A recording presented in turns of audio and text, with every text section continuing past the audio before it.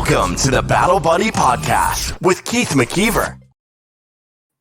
Hey, welcome back to another episode of the Battle Buddy Podcast. I got a great guest with me today. I got Mark Dudek, the Hardscape Hacker. This guy does things with concrete and other materials that will just make your jaw hit the floor. It's absolutely insane. So I'm going to bring him up here in a second. Before I do, don't forget to hit the like, subscribe, follow. The link in the show notes has everything for finding the merchandise and where you can be a guest and all those different things. So without further ado, Mark, welcome to the show. Thank you, brother. Thanks for having me on here. Yeah, man, it's great to finally have a conversation with you about what you do because I mean it. Maybe I nerd out being a realtor, but when I see the pictures that you post, it's absolutely insane. I don't see stuff like that in houses every day. It's ridiculous. I don't know how you do it. I don't know how you engineer all that stuff, but you do some crazy stuff from the fire pits to the concrete that make it look like stone. It's insane. But before we get into that, catch us up a little bit on who is Mark and what'd you do? Obviously, we can tell your Army, but what'd you do in the Army? Catch us up to today. Well, my Army story is kind of interesting. I was actually in 3 separate times. I didn't learn the first 2, I guess. Obviously. But I've been field artillery the whole time. I started out in '89 right out of high school. Got the option to pick my duty station, so I was lucky enough to go spend a few years in Germany on my first tour after training. Left after that, went back home. Couldn't really get anything going on, so having spent 4 years of ROTC in high school, it was kind of my comfort zone, I guess you could say. It's what I knew, so I decided to go back in. Got stationed in Oklahoma. Changed jobs, but still within the field artillery family. Met my wife there where I was stationed, and got married shortly after. It was fairly quick. Spent 3 years there, got out again, and tried to give back home, back in Southern California, another try. About the same thing. Couldn't really. I had jobs here and there, but it wasn't. It wasn't anything that stuck. Right. Exactly. Good fit, yeah. So not having learned the first 2 times, I went back in the third time. I take that back. Let me backtrack a little bit. We had, after we had left California because things weren't going the way we planned it, we ended up moving to Daytona Beach, Florida. Had a great time up there. Loved it. Absolutely loved it. It was like home, but cost-wise, it was a lot cheaper. So we moved there at first to be with my wife's parents, my in-laws. They were living there, and they absolutely loved it. So we decided to go be with family for a little while. I was actually in the process of going back in when 9/11 happened. I was originally supposed to leave about the 17th of October of that year, of 2001. Then 9/11 happened, and I knew right away, as soon as I saw it, that my recruiter was going to call me. So about 15 minutes after we first started watching it, my recruiter called me and asked me if I wanted to go, and I said, let's do it. So we ended up going to Texas, and I got stationed at Fort Hood in Texas with 1st Cav. We had orders to go after a couple of months of me being there, and they got put on hold because the other major unit there on post was 4th ID.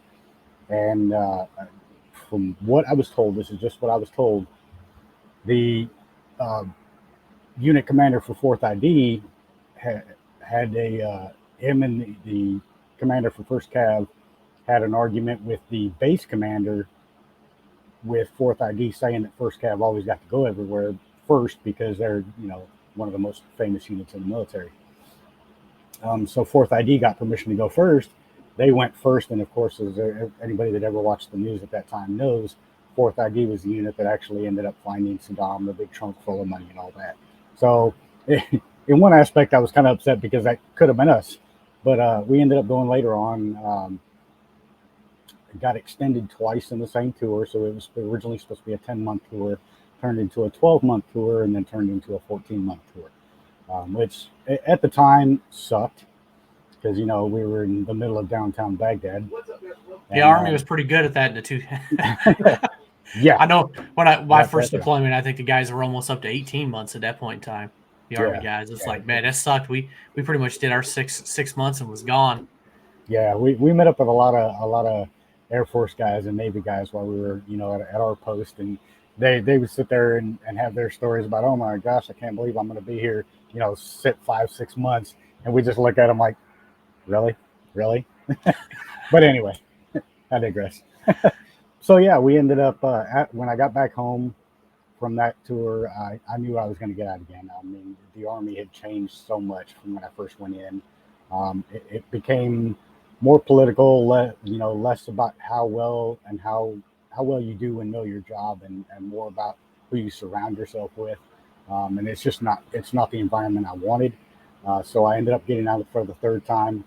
Been out ever since. I got out in 2005, so there wasn't a fourth time. So when I got out, we went back to Daytona Beach because that was my home of record at the time. And we were living in an apartment literally right across the street from the beach in Daytona. So when we first got there, we enjoyed probably a month or so where we were doing nothing but walking across the street and going to the beach every day and just hanging out. I mean, it sounds wonderful. Yeah, it was awesome when I first got there. But then after a while, funds started to get low and bills kept coming, and we were like, okay, now it's time to bring some money in.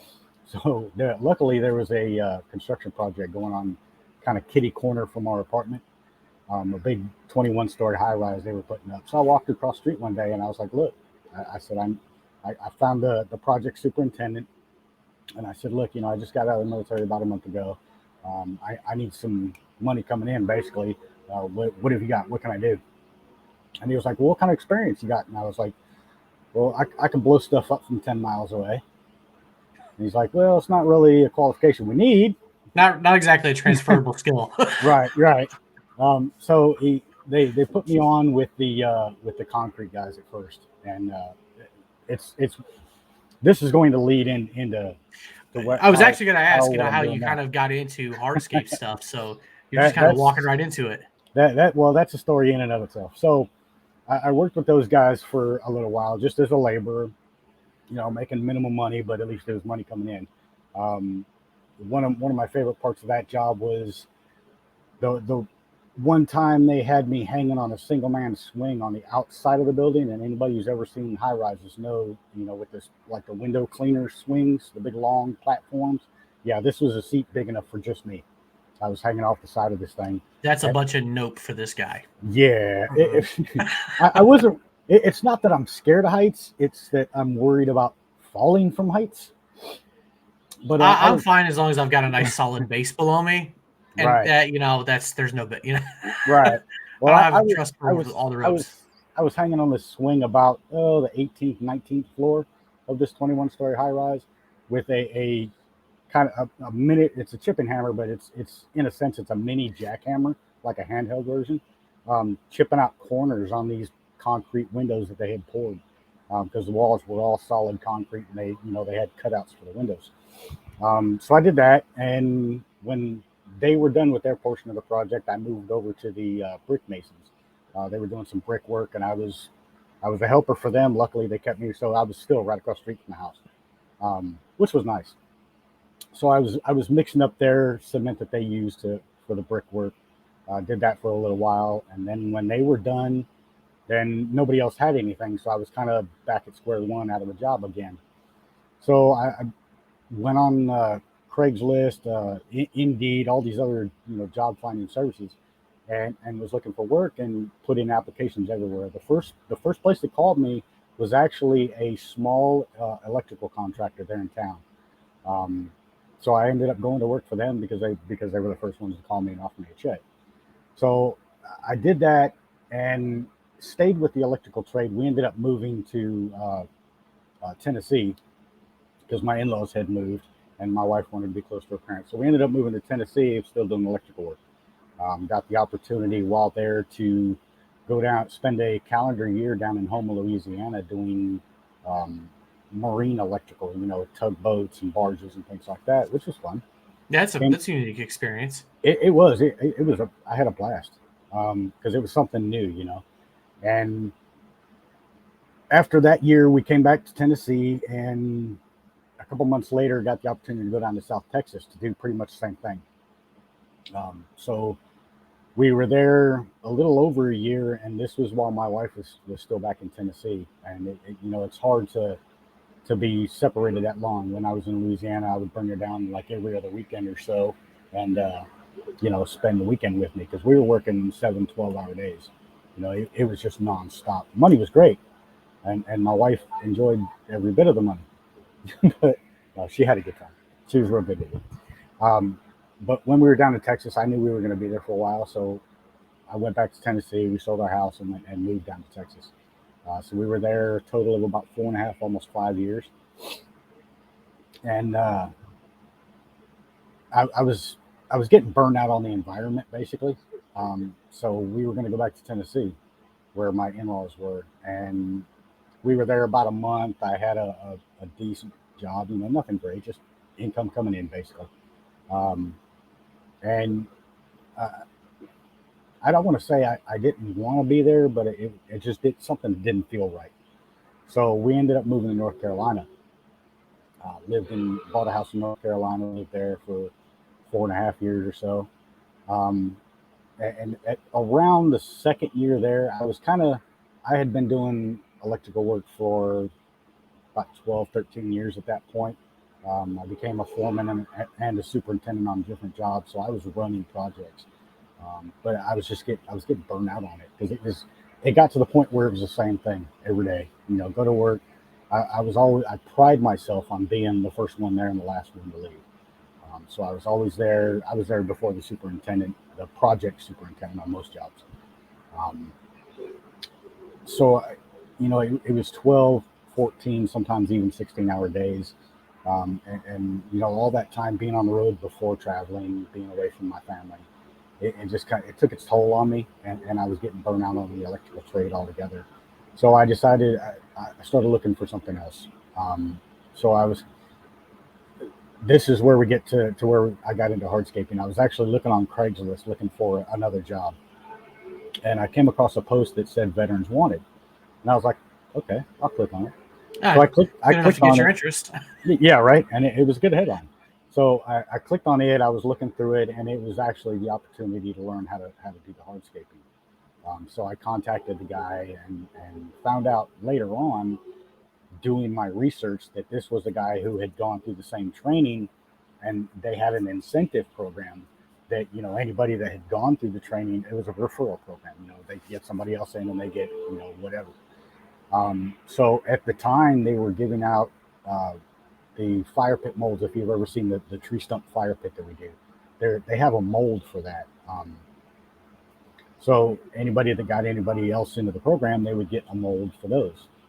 So in doing my research, I actually contacted the company that was doing the training and talked to a guy there, and he actually got me signed up and everything. And I told him I kind of felt bad because, after, you know, having learned that this guy was just he was starting out and trying to help his business grow. And so the guy that worked for the parent company told me, he said, "Don't worry about it. I'll take care of him. I'll make sure he gets it." I was like, "All right, cool." So I got set up to go to the training. They were using my GI Bill. They were going to fly me from North Carolina down to Ocala, Florida, put me up in a hotel for a week and a half, feed me, put me through all this training, and then fly me back. And I was like, that's great. You know, I'm not utilizing my GI Bill for anything else at the time anyway. Yeah, might as well use it. Might as well use it up. So I got signed up to go. I was supposed to go in February of 2017, and about 3 weeks before that, I started a new job. So I had to call them back and say, "Look, you know, I just started this new job. I told you know, the company owner that I had every intention of going to this training, but I wanted to give them a little bit before I came to the training because I didn't know what I was going to do with it when I got back." So I said, "Let me extend it a month," and I ended up coming down in March. So I came down in March, went through the training, and had a blast. I mean, it was absolutely amazing, the stuff that I learned that we were able to do with this product. And instantly fell in love with it. I think mainly twofold, because I found out what we could do with it, and which is virtually anything, and two, because it was something different. It was new, it was exciting, kind of the shiny object deal.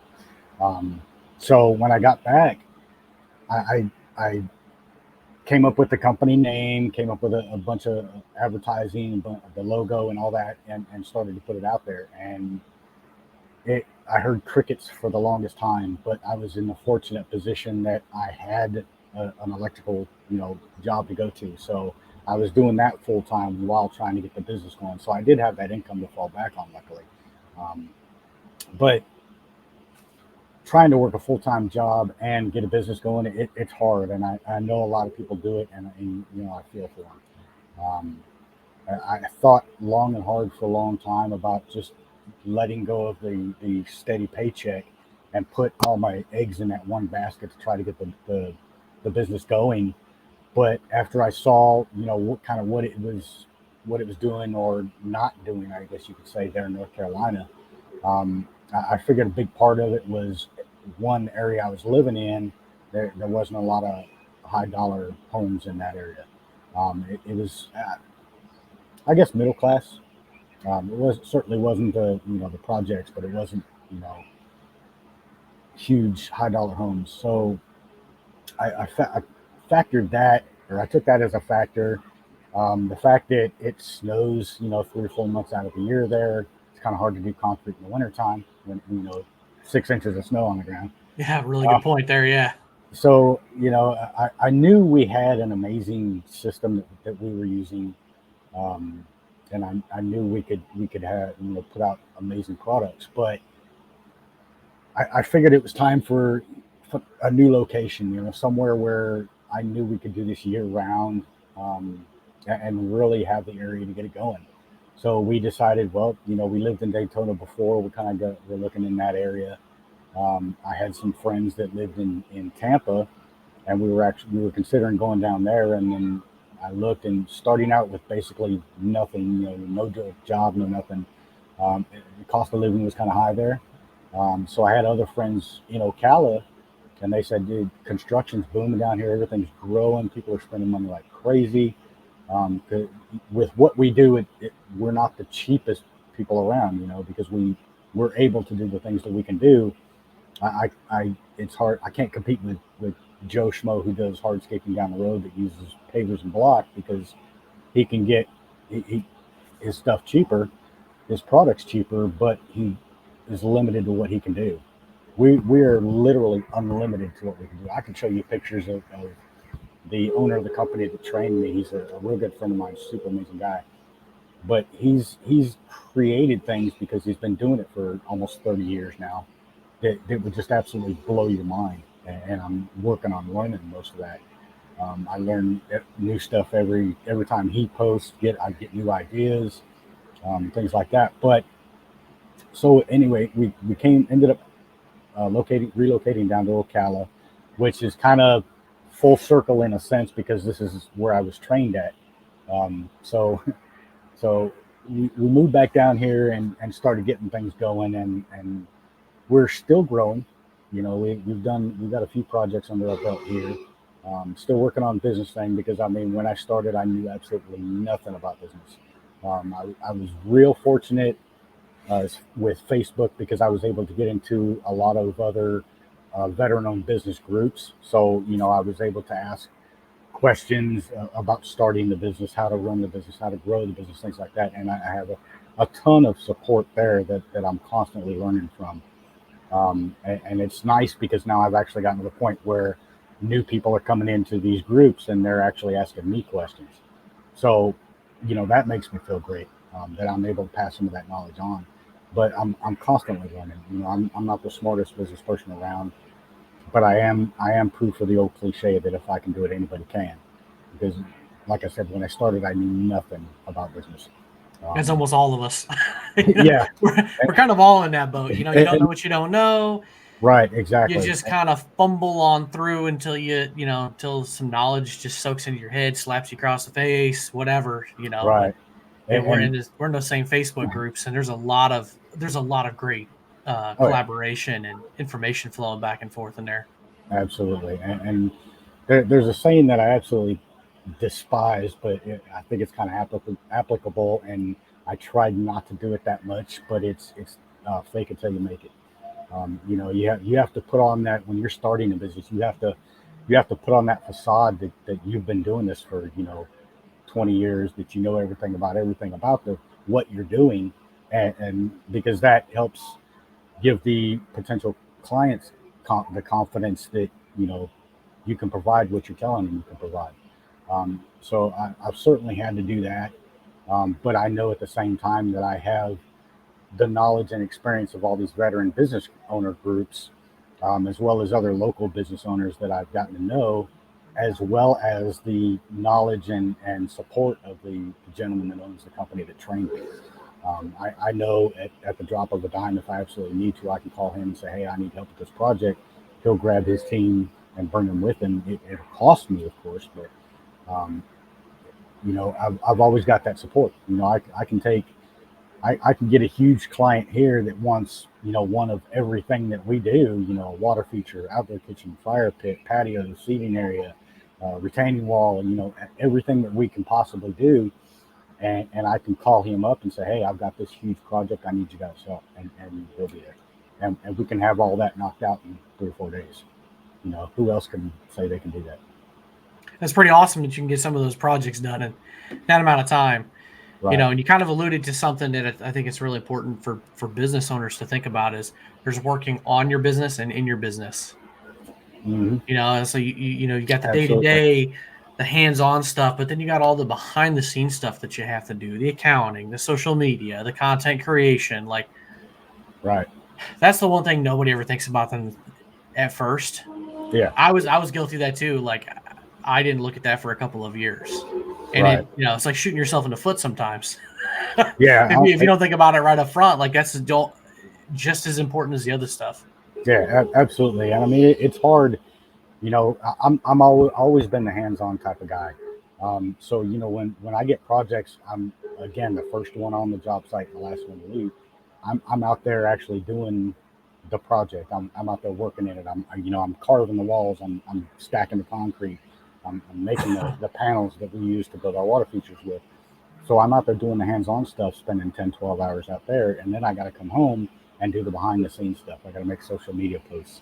I got to do more budget planning. I got to all the accounting stuff. So I take all that on myself right now because since we're in a new location and still growing, I'm not in a position to sub that out yet. You know what I mean? Hopefully we get there soon because it really wears on you. Anybody that runs their own business can attest to it. It takes its toll. That it can. And, so the business that you're in is Hardscapes. And maybe I should ask this question earlier for some people who might be sitting here thinking for the last 20 minutes, like, what is a hardscape? What is that? I get it. I'm in real right. estate. I get it. So what is the difference between a hardscape and landscaping? Maybe paint that picture. I get asked that more times than you could possibly know. Oh, I can imagine. Yeah. I get people that don't know the difference. They get them confused. So I get calls for sod installs, and I have to tell them, look, I'm sorry, I don't do sod installs. I'm not a landscaper. So the basic definitions are landscapes or anything that can physically be moved. You can move grass, you can move sod, you can move bushes, you can move sprinkler lines, you can anything like that can be moved falls under landscaping. Anything that cannot be moved once it's installed falls under hardscapes. That's your retaining walls, your patios and seating areas, your fire pits, your concrete fire pits, not the Home Depot stuff. Your water features, the kind that we do. Anything that's once it's there, it's there. It's not going anywhere. That's the first step. The first step is the hardscape, and then you landscape around it, make it look all pretty. Right. Putting. It's like Bob Ross. He's got to put the mountain there first, I think. Right. Then he puts the happy trees. Then he puts trees. Right. In an ideal situation, yes. Now I've done plenty of projects where the hardscaping or the landscaping, was already done, and we have to come in and do our part afterwards. So I know I've gotten to know plenty of landscapers in the area. As much as I hate to say it, this area is way oversaturated with landscapers, and a majority of that is just people with a zero-turn mower and a couple weed eaters that go out and cut yards every week. So because the process here is so lenient that just about anybody with a lawnmower and a weed eater can do it. So, but I've gotten to know several that are very reputable and do outstanding jobs, because that was all part of that, building that referral network.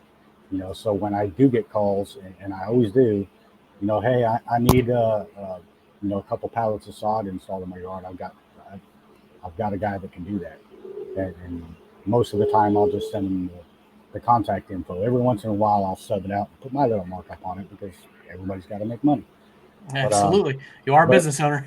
That's right. But a majority of the time I'll just say, hey, I'll call them up. Hey, I got this person wanting some sod install. You want to take care of it? And they're like, yeah. And I'll send them the contact info. They go make their money. Everybody has a good day. So. And sometimes it's just easier. I'm assuming like maybe it's a small job or something like, hey, look, you got a 15 by 15 spot. Right. You're not going to make much money on it. Just pass it on to the other guy and let him go make his money. And yeah, I totally get that. So I've done that with some things sometimes where it's like, look, you're better off just hiring an attorney, just pay an attorney a couple $100 to do this for you, versus other things. Sometimes it's just best avenue for everybody.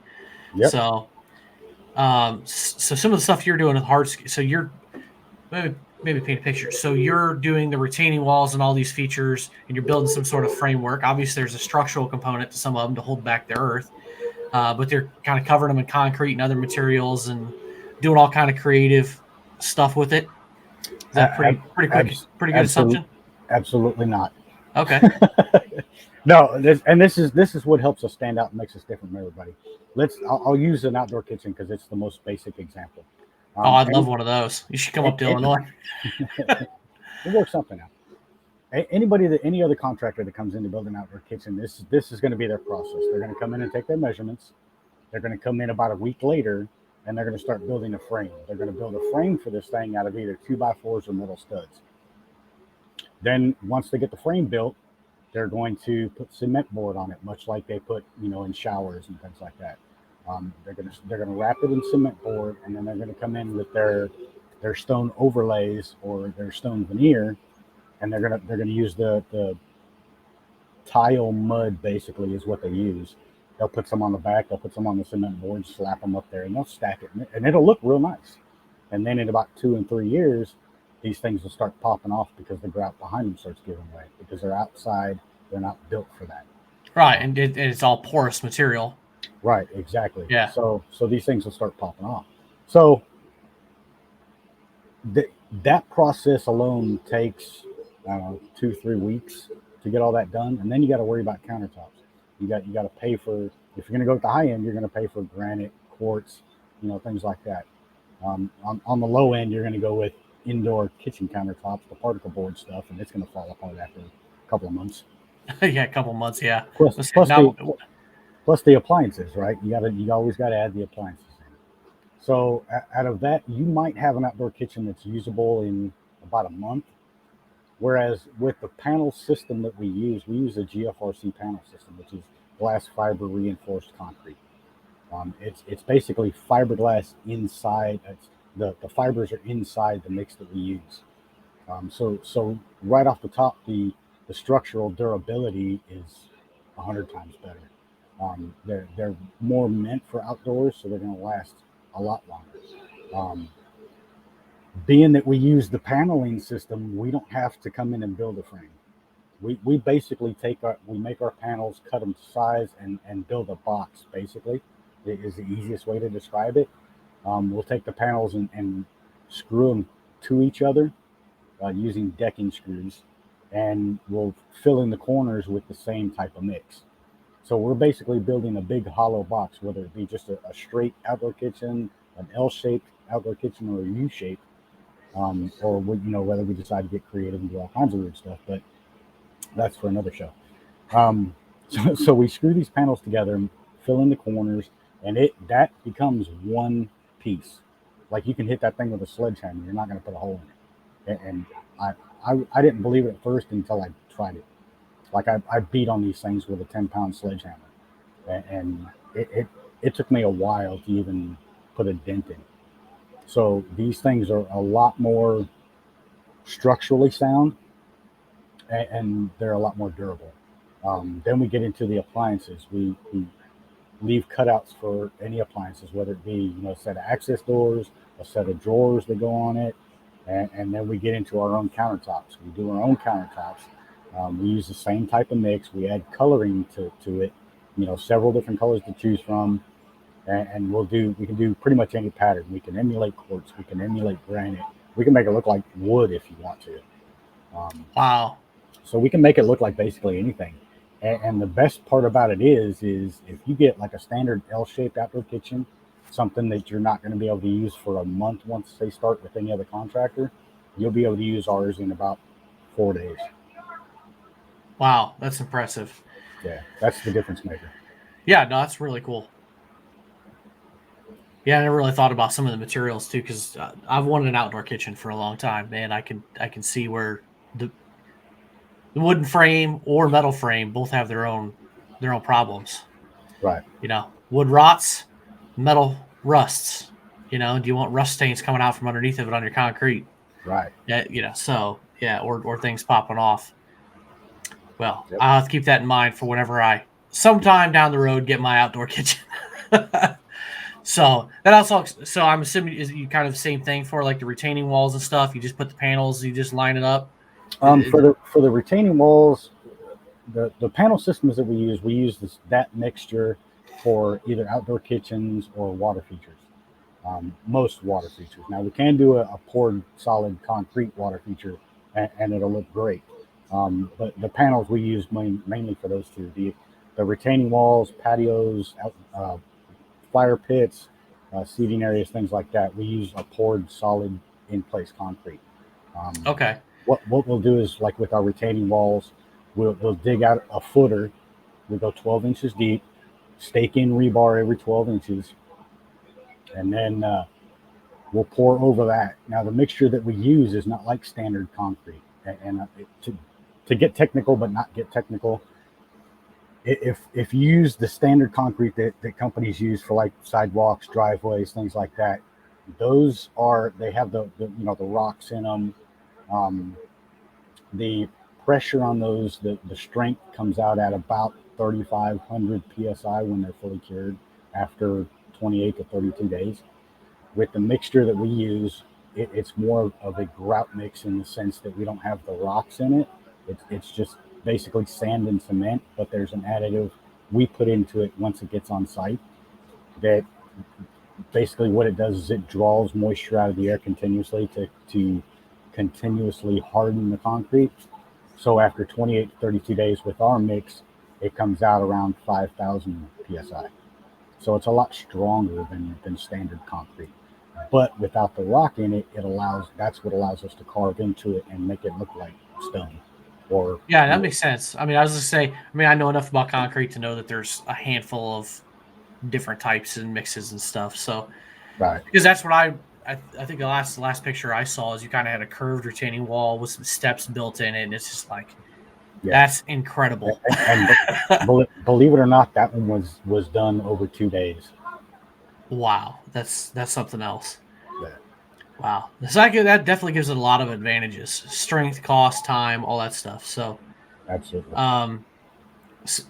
So how can veterans who are looking to get into this industry get into it, or what are some of those challenges for getting equipment? That's one of the things I thought of. Like, you get into this, you need a certain amount of equipment and stuff like that to do some jobs. There's got to be some challenges to people.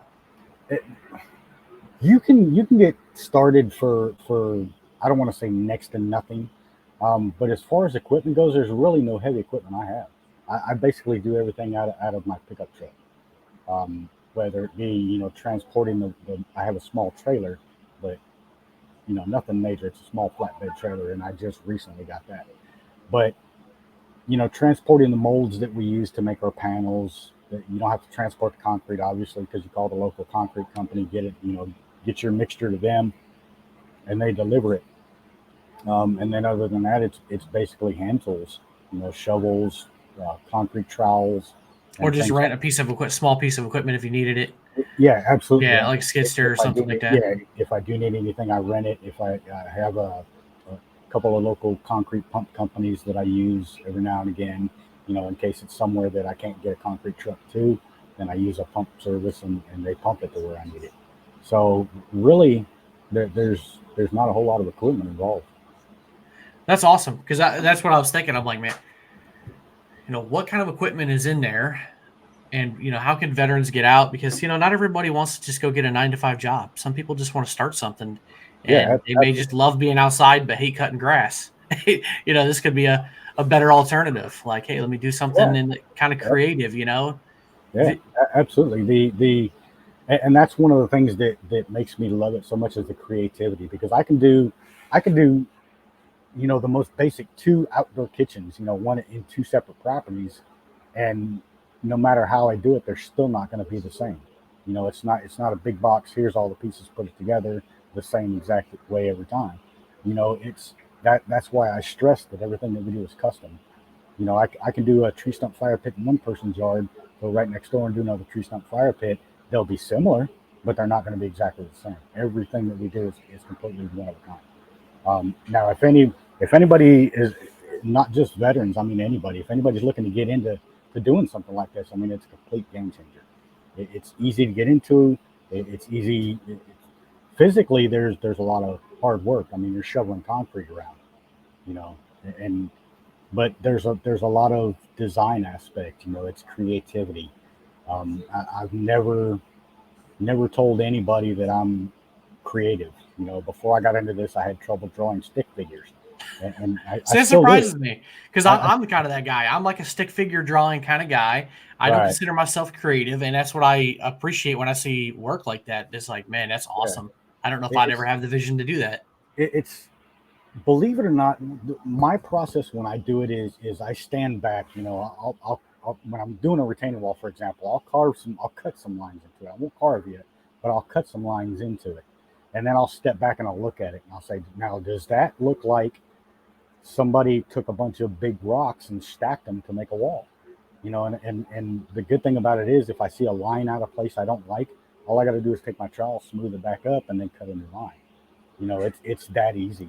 And then once you've got your lines and you get the picture of, okay, now it looks like a bunch of rocks, then you can go through and start carving your lines deeper and giving your different textures. Take a little bit more out of this rock, add a little bit to this rock to get that so it stands out at different positions on the wall.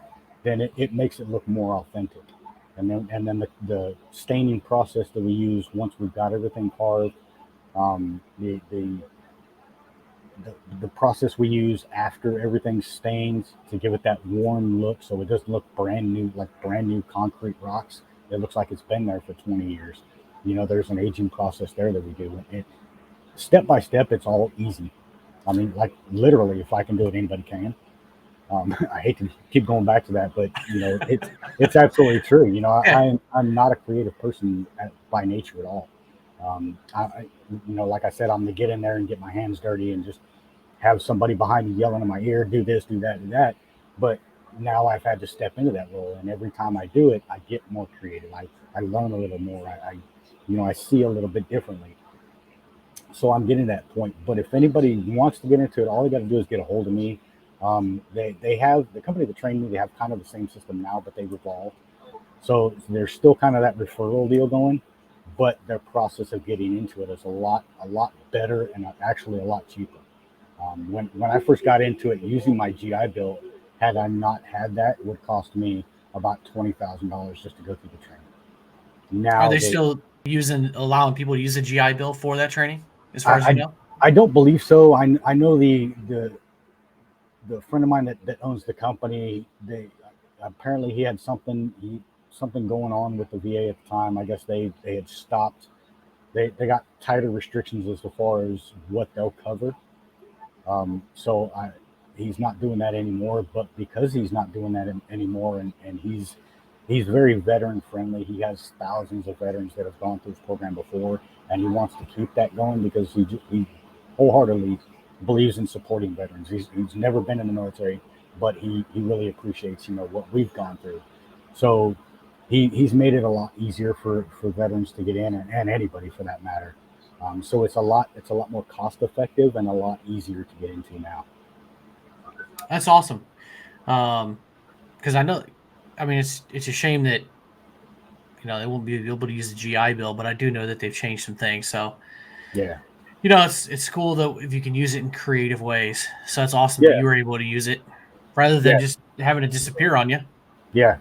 Yeah. No doubt. And it was I was actually over my limit, my time limit for using it, but they I guess they were able to update it to the post 9/11 GI Bill, because I got my GI Bill when I first went in back in '89. So they were able to transition that to the post 9/11 GI Bill, and I was able to use it that way. So yeah, that really helped. That's awesome. Yeah, I used my Montgomery a couple of years ago, got my bachelor's. Yeah. But the time that I was in, there's like this extra 12 months of post 9/11. And I've had people ask me, like, you can go back to school or do something with it? Probably not. At least I used like 3/4 of it. Yeah. So got the degree. That's good That's enough. all. That's I something. actually, I actually So, started doing that. I tried that several times, doing the online schooling thing, and burn up a little of my GI Bill doing it. And it's, I don't know, school's not for me, because again, I'm the hands-on type. I'm not good at sitting in front of a laptop, trying to learn stuff from a college. I've always been the get out there and show me how it's done, and let me get my hands into it. I learn better that way. Always have been. So that was really the key with this is when we first, out of the 10 days we were there, we had like 3 days of actual, sitting in a room, learning stuff, watching slides and videos and things like that. But the rest of the time it was all hands on. We were actually out there building retaining walls. We built an outdoor kitchen. We built a water feature. Every element of what we do, we were able to get out there and get our hands on, while we were learning. So that was, to me, the best part. that's awesome. And I couldn't agree more. I'm the same way. I'm a very hands-on person. So college was, it had its ups and Difficult. downs. Yeah. Yeah, I was not the kind of person to crack the book open and read every single page. Yeah. It Me either. was, what do I need to, what's the important stuff on this page? I did learn that if it's highlighted, bolded, or italicized, that's a good place to start reading. Yep. just read that. You get the basics at the very least. That's the way I was all throughout school. What do I need to learn to be able to pass the next test?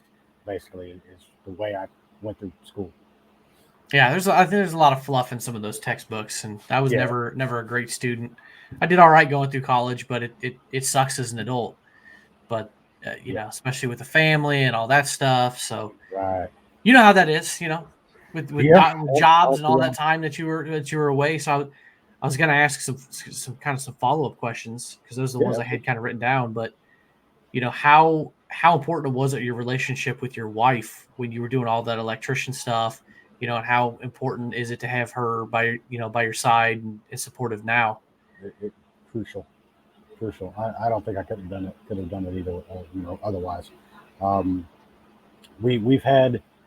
It was difficult being away that time. We certainly had some arguments over the phone. There's a lot There of was stress when you're that far away. exactly there. I unknowingly put a lot of stress on her, because I left the household to her. We still had our daughter. She was young enough at that time, and I was just off, kind of basically doing my work thing.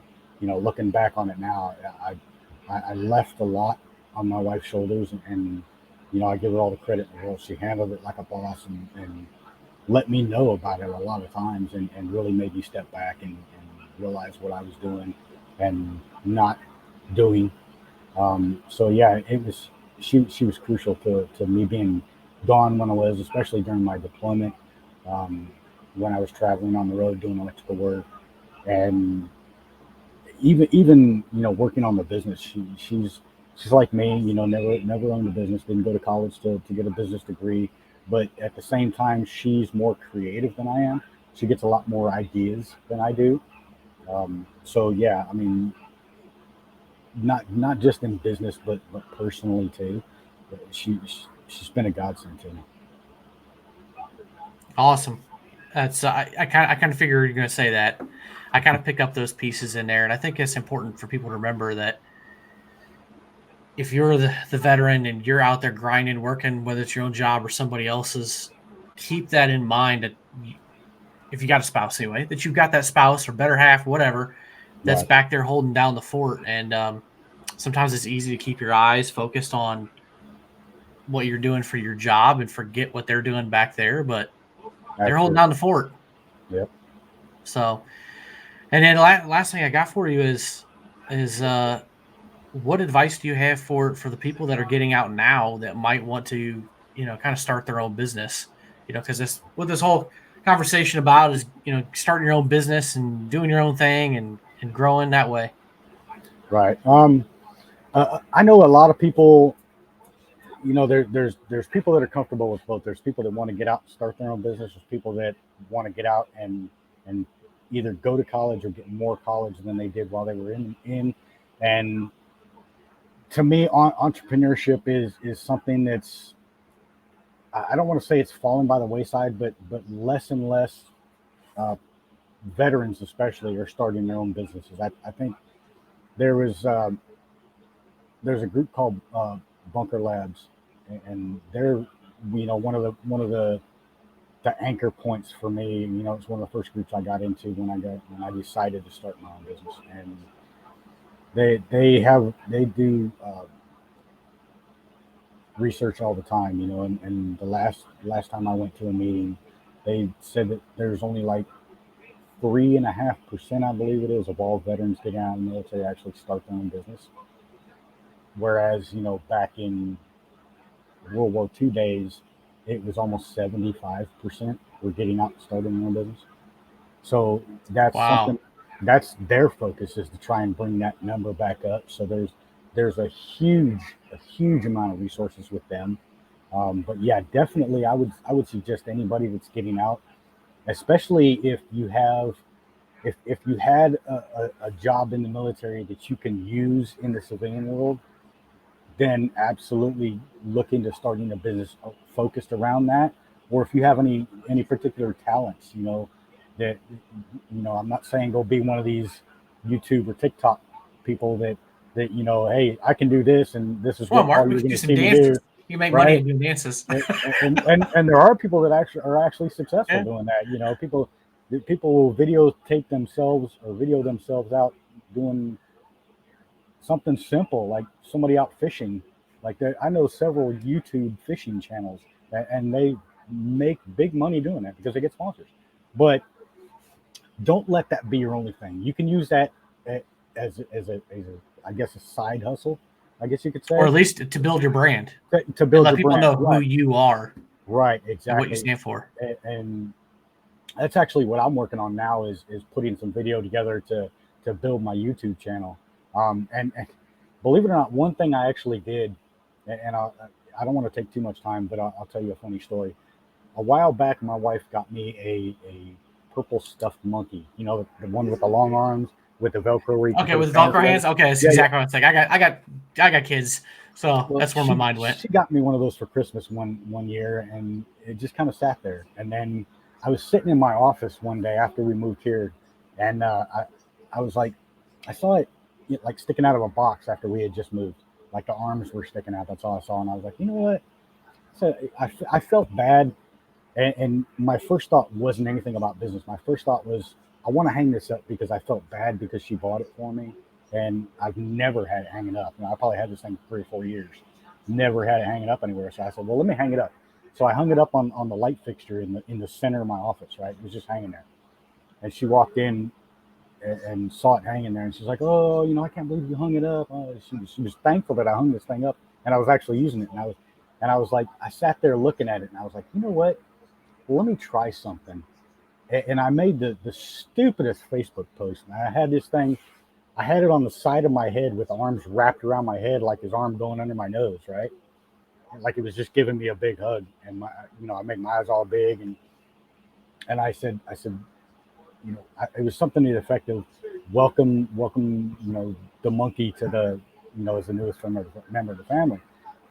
And I had so many people in these business Facebook groups and people I've become friends with that are business owners message me on the side and tell me, use that. It's something different. You don't see anybody else running around with a purple stuffed monkey. Use that. So I really started thinking, and he actually kind of became like our company mascot. You know, everybody knows that I'm the Hardscape Hacker. Everybody that knows me knows that my wife is we all have our own hashtag. She's hashtag Mama Hacker. So now this thing has become the Hardscape Monkey. And believe it or not, I started to build his brand. He's got his own YouTube channel. He's got his own Facebook profile. He's got his own TikTok channel, and it's starting to develop a following. You know, I put him on every job I'm on, and I'll set him up somewhere and just take random pictures of him. Like the last one, he was hanging onto a piece of rebar, and then I had a friend of mine who's a photographer here in town doing some photo shoots on the last project I was on. So I had him hanging on this rebar, and I was standing behind him, like giving him the knife hand. You know, anybody that's been in any branch of the service really knows what the knife hand is. So I was giving him the knife hand, looking like I was yelling at him, and I posted that. And oh my God, people went nuts over it. So building his brand has actually helped build my brand, because now people are associating the two of us together, because every time I post something on his pages. So we're building together. So it's that's part of that. And it took me a long time to learn this. And it was one of those aha moments after a bunch of people told me. I finally had the aha moment. But use something different. If you have a skill that you do better than anybody else you know, if you have an element in your surrounding that nobody else has, something to give you an edge, use it, no matter how little you think it is. You know, it can be something as trivial as every time I go on somewhere, I've got whatever with me. You know, I've got this certain keychain I take with me everywhere I go. Use that. Every time you post about something when you're starting your business, use that, because people are going to associate that with your brand, and it's going to make you stand out. So any little thing like that, absolutely. Even if you think it's silly, if you think it's stupid, people aren't going to latch onto it. Believe it or not, they will, because it's different. Because everybody has the same thing. And if you look at like a lot of these YouTube channels where they got millions of followers, the TikTok channels that got millions of followers, they're doing something nobody else is doing. That's why they have those followers. That's some great advice. Especially now, and because if you notice, and I don't want to go on a rant, but if you notice how many reality TV shows we have nowadays, everybody on those shows is doing something different. This show is different from that show, whichever way. It's so diverse that everybody is latching onto them because it's something different than what they're used to. So that's what you have to keep in mind. You have to be different. You have to set yourself apart from everybody else. Yeah, well, I think that's a great piece of advice, because no matter what industry you get into or you're in, look at what your competitors are doing, and you'll see trends that they're all doing like the same thing. Absolutely. And then think about, okay, if they're all doing this, what aren't they doing? Right. That's just do that. That's the key, and that's what makes it so easy for me, is because, like here where I live, there's two other that I know about major hardscape contractors in the area that both have been here for years, and I'm the new guy starting out. Small fish in a big pond. But both of those companies are doing the exact same thing. They're building walls with the cement blocks. They're building walkways and driveways with pavers that everybody else has. Everything I do is different, and I put that out there as much as I can. I'm not doing what these guys are doing. If that's what you want, then call them. I can't help you. Now, even if you're doing the same thing as everybody else, even if you're doing that just by doing something different with the monkey, different with branding, is huge. Because and I'm not endorsing them, but there's a company here in my area called the Roof Tiger. Right. And he also owns a company called Solar Panther. So all of his companies have like a big cat name in them. The branding is totally different. The trucks are wrapped like a tiger skin. You see it driving down the road, you know exactly who it is. Right. Yeah. And he's a roofer. I'm sure there's not that much that differentiates him between what other roofers provide and materials. And, there may be some differences, but, everybody knows who he is. It's not what you're doing, it's how you're doing it. Yeah. It's standing out in some way, shape, or form. And exactly. a little purple monkey. I mean, that definitely stands out a little bit. I'd have him here, but he's hanging up in my truck. Oh, okay. Well, I guess you could always expand the monkey family. Oh, yeah. Eventually, he's got to find somebody. Yeah. Yep. Absolutely. So, Mark, I appreciate you being on the show and telling us what hardscaping is, what you do, and dropping some knowledge for those that are into business or looking to get into business, whether that's hardscaping or landscaping or selling insurance or whatever, anywhere in between. I think there's some good nuggets of information there, and I appreciate that. Absolutely. I appreciate you having me on. Yep. So anybody who's listening, watching, all of Mark's links will be in the show notes. So have no fear, as always. It's always in the show notes. So if you're watching, listening, whatever, it's all there. If you need to get a hold of them, you can get a hold of them there. I'll have a headshot or a photo of Mark. It'll be on the website too. If you need to connect with him, his LinkedIn or social profile will be in there. So plenty of ways to get a hold of all my guests. So once again, Mark, I appreciate you stopping by. Absolutely. Thank you for having me, Bob. Yep. All right. There you go, folks. Thanks for tuning in today. Remember, you can check out my website for all kinds of information and resources. Always trying to update that. So if you see something that should be on there, please let me know. And the National Suicide Hotline, that number is actually just recently changed. I just changed this today, 988-PRESS-1, or you can text 838-255. Those are the new suicide hotline numbers if you are struggling and you need a little bit of help.